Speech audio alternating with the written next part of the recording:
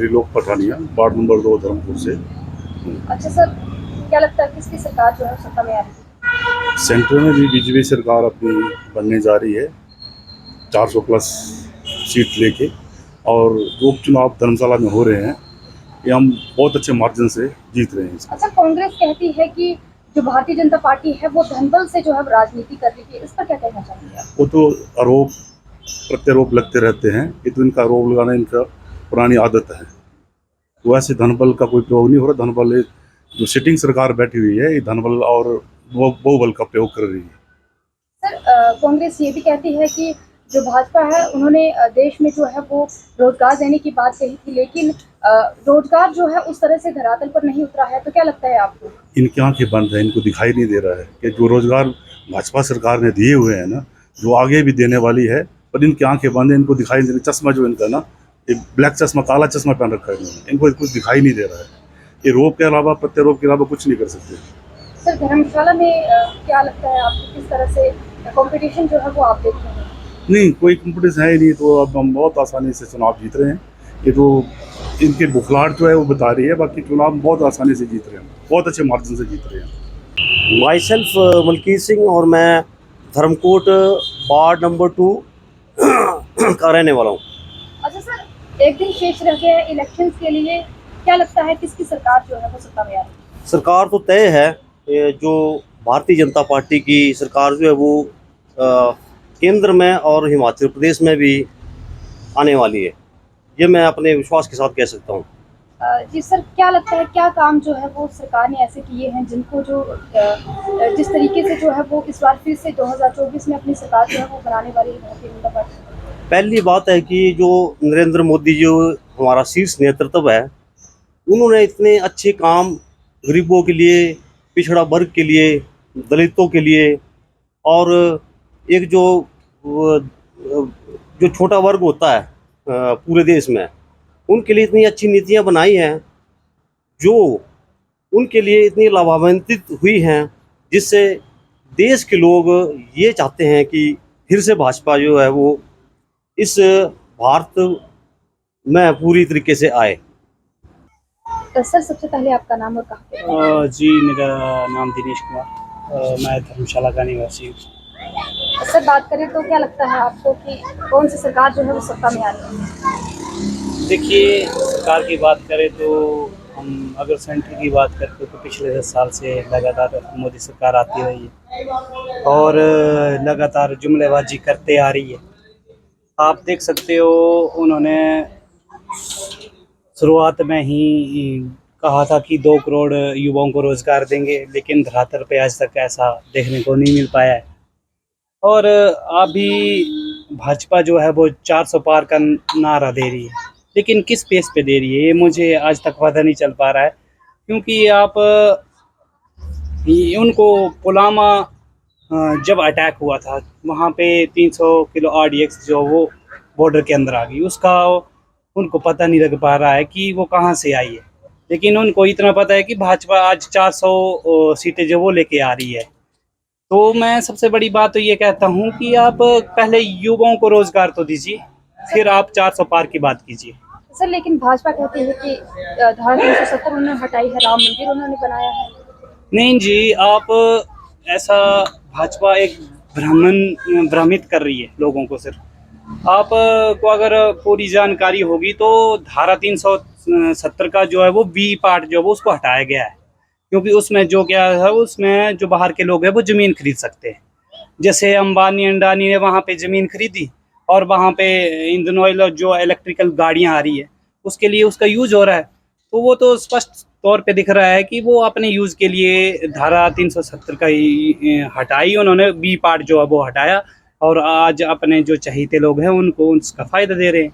बस इसके लिए उन्होंने इतना काम किया, लेकिन लोगों को ये दिखाया कि हमने धारा 370 को हटा दी है। लेकिन आज भी आप जम्मू कश्मीर में जाइए और वहाँ देखिए कि लोगों की क्या हालत है। सर, प्रदेश का युवा क्या चाहता है? प्रदेश का युवा बदलाव चाहता है, क्योंकि आप 10 साल से जुमलेबाजी से परेशान हो चुके हैं।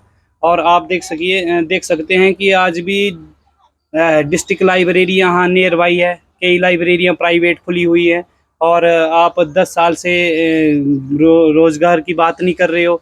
आप राम मंदिर की बात कर रहे हो। राम मंदिर अच्छी बात है, आप बनाया, अच्छी बात है, लेकिन आप धार्मिक भावनाओं को युवाओं के साथ नहीं जोड़ सकते। युवाओं को तो रोजगार चाहिए ना। आप रोजगार की बात करिए कि 10 साल में आपने युवाओं को कितना रोजगार दिया है।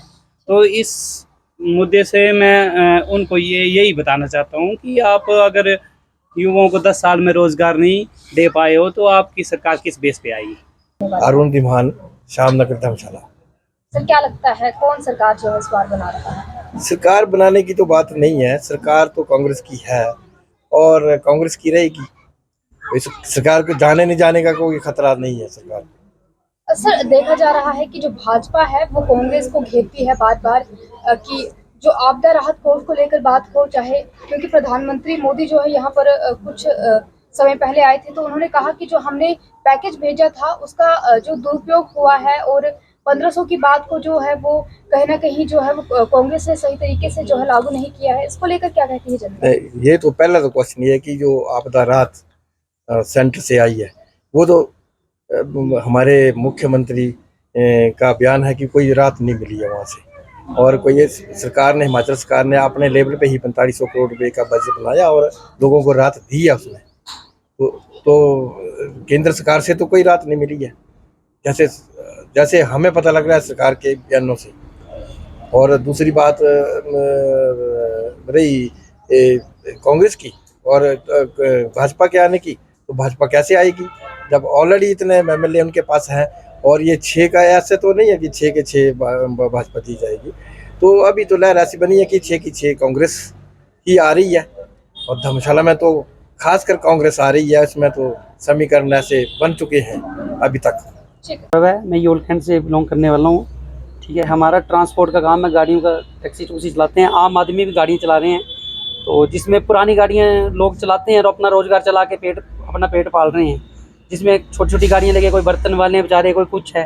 तो सरकार ने हमारा बिजनेस ख़त्म कर दिया, गाड़ियाँ महंगी कर दी। 30-30 लाख रुपए भी गाड़ियाँ आ रही हैं और प्लस उनका 10 साल परमिट कर दिया। जब अगर ये ट्रांसपोर्ट ऐसे चलेगी तो हम बंदों का रोजगार कहाँ जाएगा? जबकि 15 साल परमिट दे रहे हैं, तो उसके साथ उनको पुरानी गाड़ियाँ ख़त्म नहीं करनी चाहिए थी। जो की है उन्होंने अपनी कंपनी के साथ मिलके किया, जो भी किया। आम आदमी के बारे में उन्होंने कुछ नहीं सोचा है। 15 साल दे के ऊपर हम इंश्योरेंस भरेंगे कि टैक्स भरेंगे कि हम ब्याज भरेंगे गाड़ियों का। नई गाड़ी लेते हैं 10 साल के लिए देते हैं, क्या उनको हम चाहते हैं सरकार से क्या 10 साल में ये गाड़ियाँ हमारी फ्री हो सकती हैं? या सरकार हमें क्या बेनिफिट दे रही है इसमें? या इलेक्ट्रिक चला रही है तो उसमें 4 बंदे से ऊपर हमारे पहाड़ों में चलेंगे नहीं। वो 4 बंदे 2 बंदे बैठ के गाड़ियाँ नहीं चलेंगी, सक्सेस नहीं होंगी। तो हमें वो लॉस ही दे रहे हैं। डॉक्यूमेंट्स का खर्चा ज़्यादा कर दिया, इंश्योरेंस का खर्चा ज़्यादा कर दिया, ऊपर से 10 साल का परमिट कर दिया।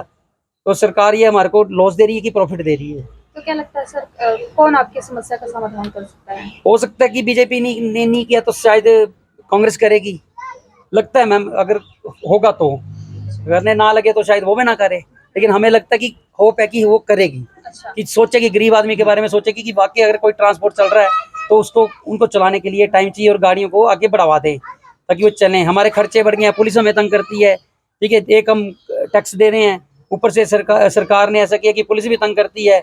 हमारे ऊपर तो लायबिलिटी डबल ट्रिपल पड़ गई है, जिसके कारण आम बंदा ट्रांसपोर्टर खत्म हो रहा है। और अगर ऐसे ही रहा तो आम बंदा जो है गाड़ियाँ छोड़ के अपनी चोरी और चकारी में घुस जाएगा। कि जब रोजगार नहीं रहेगा, बंदे कुछ ना अपना पेट पाने के लिए तो कुछ करेगा। तो ऐसे ना हो कि हर बंदा चोर और चकार बन जाए गाड़ियाँ छोड़ के, क्योंकि कारोबार नहीं रहेगा, बिजनेस नहीं रहेगा। बिजनेस इकोनॉमी ट्रांसपोर्ट की खत्म कर दी मैं। तो हम चाहते हैं कि हमें थोड़ा राहत दी जाए और ट्रांसपोर्ट हमारी गाड़ियाँ जो है वो बढ़ोतरी में दी जाए और पुरानी भी चलाई जाए, कुछ की गरीब आदमी जनता जो खाना उना अपना रोजगार चला सकते। आज एक बंदा छोटी सी गाड़ी लेके 50-100 रुपये का काम कर रहा है, उसको तसल्ली है कि मैं पुरानी गाड़ी लेके 50,000 रुपये की काम कर रहा हूँ। लेकिन जब वही गाड़ी उसको अगर नई गाड़ी लेनी पड़ जाएगी, वो पहले उसकी गाड़ी का खर्चा निकालेगा या अपना इंश्योरेंस निकालेगा या टैक्स निकालेगा, उसके बाद वो सोचेगा। तो वो उस उल्टा महंगाई बढ़ेगी, घटेगी नहीं। क्योंकि जो बंदा आज 10 रुपये में खुश है, उससे अपने काम से करके वही उसको बढ़ोतरी करके उसको 40 से 50 रुपये प्रॉफिट लेना पड़ेगा। तो उससे महंगाई बढ़ेगी, घटेगी नहीं। सरकार चाहती कि महंगाई घटे, लेकिन किस तरीके से घटेगी कि एक बंदा गाड़ी चला के रोजगार बनाने में गुजारा कर रहा हो, नहीं लेगा तो वो क्या रोजगार घटेगा? महंगाई घटेगी कि बढ़ेगी? सरकार को सोचना चाहिए इस बारे में। ठीक है सर, धर्मशाला से हो, आपको धर्मशाला का राजनीतिक स्टेटस क्या लगता है आपको? राजनीति स्टेटस यही है कि अगर चलो जग्गी जी आएंगे तो होप है कि अच्छा काम करेंगे, तो अगर आगे तो होप लग रही है कि अच्छा काम करेंगे। ठीक है। पहले भी बाकियों को देख लिया, अब इनको भी देख लेते हैं। चलो अच्छा कर, हमारी तरफ से होप है कि अच्छा करेंगे और सुनवाई करेंगे हमारी, अगर आते हैं तो। ठीक है सर। जहरिया मूलता बागसुनाग से हूँ, वार्ड नंबर 2, म्यूनसिपल कॉरपोरेशन धर्मशाला। अच्छा सर, इलेक्शन के लिए एक दिन शेष रह गया है, क्या लगता है कौन जो है सरकार सत्ता में आ रही है? बीजेपी आ रही है, प्रांत में भी आ रही है, और हमारे देश में तीसरी बार जो है हमारे आदरणीय मोदी जी सरकार बनाने जा रहे हैं, तीसरी मतवा नरेंद्र मोदी जी। सर क्या लगता है, क्या ऐसे 3 काम क्या जो है प्रधानमंत्री मोदी ने किए कि जिसके बल पर जो है वो इस बार फिर से वो सत्ता बनाने में जो है वो कामयाब रहेंगे? मोदी जी ने जो हमें मान सम्मान दिया है, हमारी राष्ट्रीयता का जो मजबूती दी है, वो एक ही जो हमारा कार्य है हमारे 100 कार्यों के बराबर है। और उन्होंने जो 370-35A जो हटाई है, उससे आज देख रहे हैं कि कश्मीर में कितना टूरिस्ट जा रहा है और कितना सुरक्षित है। ये कुछ कारण है कि हमारा प्रधानमंत्री श्री नरेंद्र मोदी जी तीसरी बार आने चाहिए, और यहाँ जो लंगड़ी एक सरकार है वो 4 तारीख को जाकर बीजेपी की सरकार बननी चाहिए।